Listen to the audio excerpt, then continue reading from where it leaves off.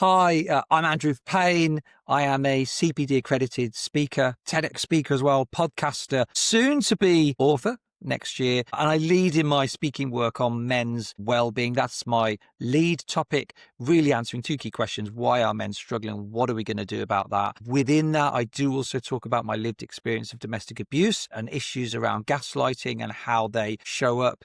And that is its own separate talk. And I do also talk about some wider well-being stuff, such as burnout and community. Those are really the topics that I lead on as a speaker.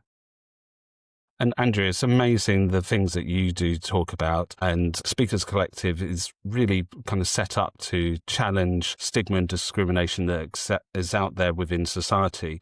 I'd be interested to know how that's impacted you, either personally or other people that you've seen, that stigma and discrimination that exists in the work that you do today and what you talk about.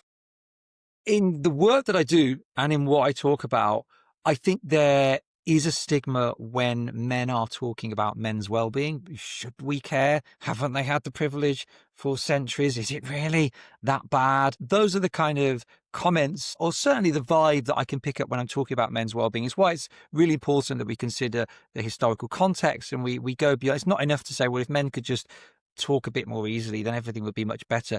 It's so much more complicated than that. But within that as well, some of the campaigning work that I do around domestic abuse, because that is my previous sort of stories, my previous life, there is this stigma that, yeah, but like, it's only like a tiny proportion. Like, we should be concerned about it, but they are the overwhelming minority. We're actually, they are the minority, the victims of domestic abuse that are male, but they're quite a significant proportion nonetheless, at a third. And then I hear other stuff that, oh yeah, but that's pretty much made up from male on male relationships, which actually isn't true.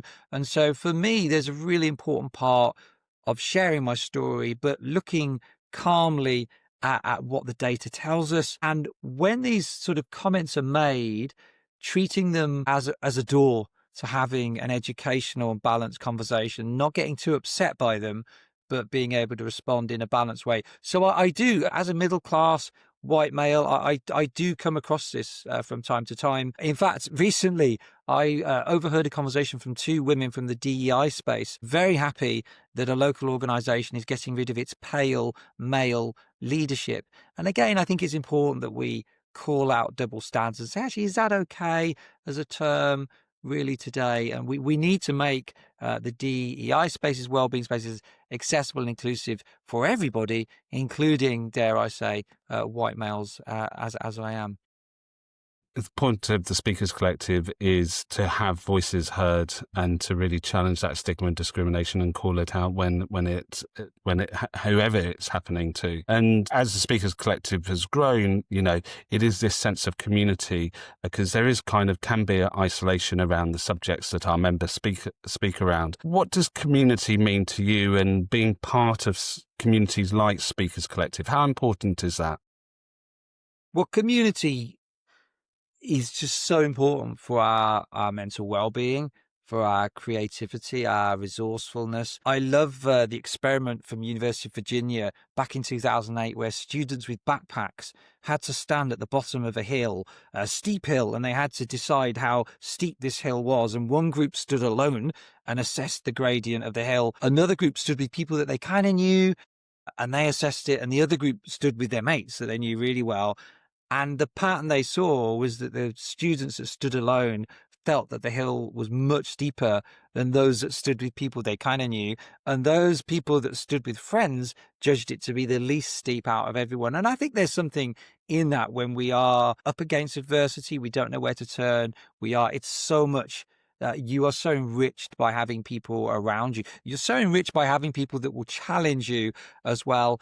And of course, in today's environment, we know that community spirit is under pressure. I was only reading, in fact, the other day that we've over 2 billion quid's worth of public assets being sold off by councils trying to clear their debt. But those assets are schools, an equestrian centre, boxing clubs. So a lot of the things where we've lost 16,000 pubs in the last 20 years, half our nightclubs since austerity.